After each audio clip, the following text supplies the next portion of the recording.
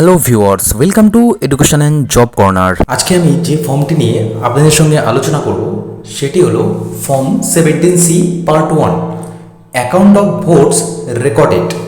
এর পার্ট 2ও আছে, যেটা রেজাল্ট অফ কাউন্টিংয়ে প্রয়োজন লাগে। ভোটের সঙ্গে জড়িত যতগুলি ফর্ম আছে তার মধ্যে সবচেয়ে ইম্পর্টেন্ট ফর্ম হলো এই ফর্ম 17C, কারণ ভোটের দিন আপনাকে সবচেয়ে গুরুত্বপূর্ণ তথ্যগুলি এখানে রেকর্ড করতে হবে। চলুন তাহলে দেখে নেওয়া যাক election to house of the people or legislative assembly of the state union territory. এখানে আমরা লেজিসলেটিভ অ্যাসেম্বলিটা স্ট্রাইক অফ করে দেব।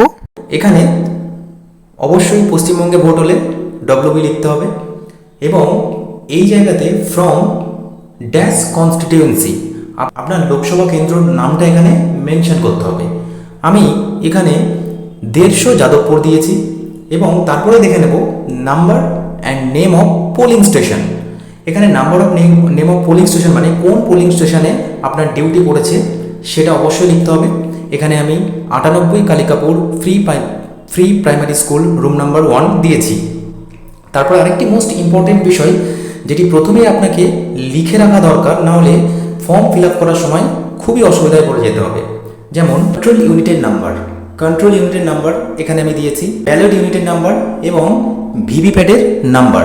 সেটা কিন্তু আপনারা অবশ্যই প্রত্যেকটা বক্সের মেটাল সিল দেখে অবশ্যই কিন্তু এটা যাচ করে নেবেন। এবার আসা যাক total number of electors assign to the polling station.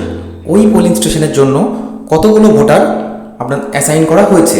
যদি আপনার বুথে 700 ভোটার থাকে তাহলে টোটাল নাম্বারটা আপনি লিখে দেবেন এবং যতগুলো ইডিসি হবে প্লাস দিয়ে সেটা লিখে দেবেন। আমি এখানে 3টে ইডিসি লিখে দিলাম। 2 নম্বরটা দেখব total number of voters as entered in the register of voters form 17A। তারপর দেখতে হবে 17A রেজিস্টারের সংখ্যা কতগুলো হলো। এখানে ধরুন 600 হলো, আপনার বুথে ধরুন 600 হলো, আপনি 600 লিখে দিলেন। তারপরে 3 নম্বরটা দেখবেন, খুবই important, number of voters deciding not to record votes under rule 49O। Voter vote দেওয়ার প্রসিডিওর শুরু করলেন এবং 17A রেজিস্টারে ওনার নাম নথিভুক্ত করে নিলেন। তারপরে উনি ডিসাইড করলেন যে উনি ভোট দেবেন না। হঠাৎ ওনার মনে হলো যে উনি ভোট দেবেন না, তাহলে সেই ক্ষেত্রে কি হবে? সেই ক্ষেত্রে তাহলে মেশিনে ভোট পড়বে না। 17A রেজিস্টারে নাম ওঠার পরেও ভোট দিতে যারা রাজি হবেন না সেই সংখ্যাটা এখানে লিখতে হবে। আমি এখানে 2 জন লিখলাম। 4 নম্বরটা দেখতে হবে number of voters not allowed to vote under rule 49M। হতে পারে যে ভোটার ভোটের প্রসিডিওর ভায়োলেন্স করার জন্য বা ভোট প্রসিডিওর ভায়োলেন্স করার জন্য বা আরও অন্য কোনো কারণের জন্য কোনো ভোটারকে ভোট দিতে দেওয়া হলো না। সেই ক্ষেত্রে যদি এরকমটি না ঘটে তাহলে নীল লিখে দেবেন, আর যদি ঘটে তাহলে সেই সংখ্যাটা লিখে দেবেন। আমি এখানে 1 লিখলাম। তাহলে একটা জিনিস বোঝা গেল, আপনার বুথে অ্যাসাইন্ড হয়েছে 700 ভোটার, 17A রেজিস্টারে ভোট পড়েছে 600, 2 জন ভোটার ভোট দিতে রাজি হননি, 1 জন ভোটারকে ভোট দিতে দেওয়া হয়নি।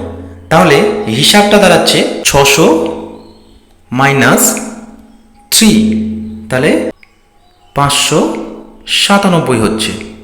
টোটাল মেশিনে ভোট পড়েছে 597 এবং ওটাই কিন্তু অ্যাকচুয়াল ভোট, ওটাই কিন্তু আপনাকে লিখতে হবে।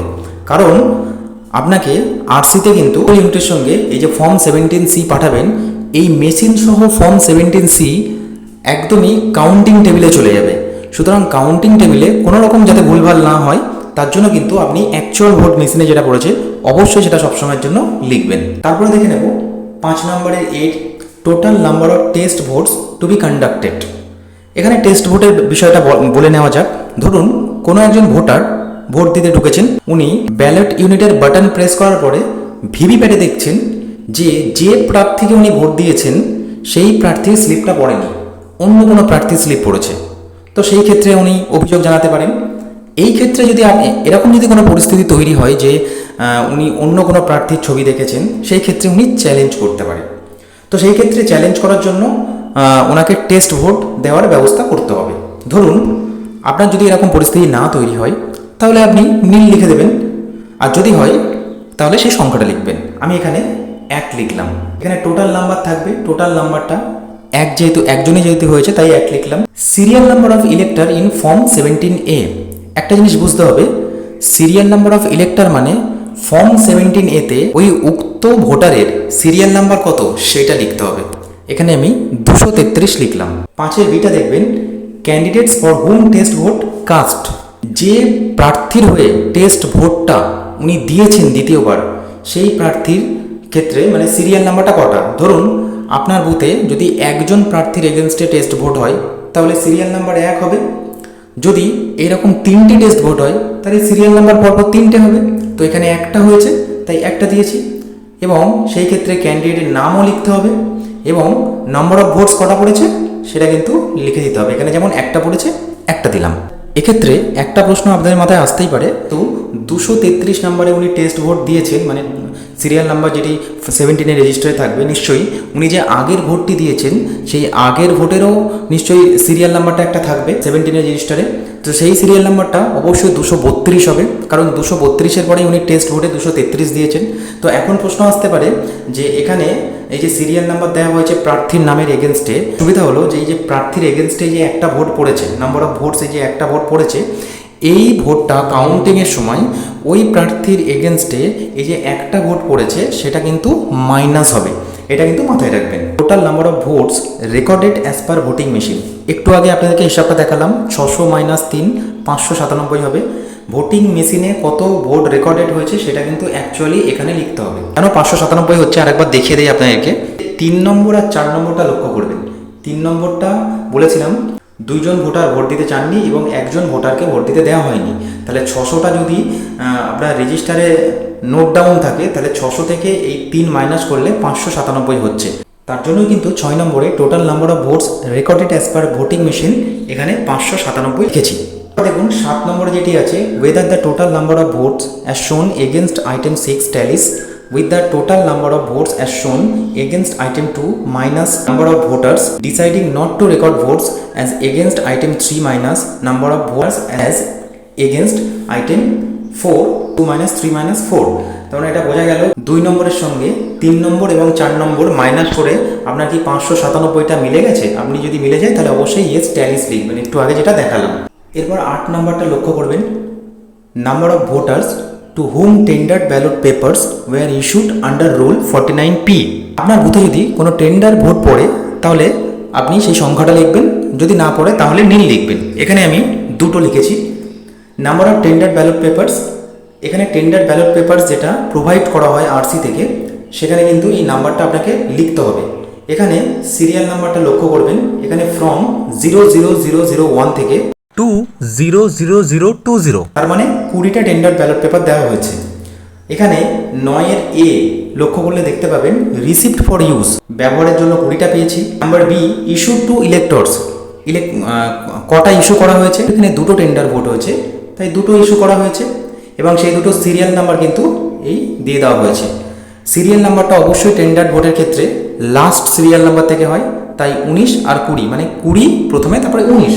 তার জন্য দেখুন 00019 00020 এই 2টো ব্যালট পেপার ইস্যু করা হয়েছে।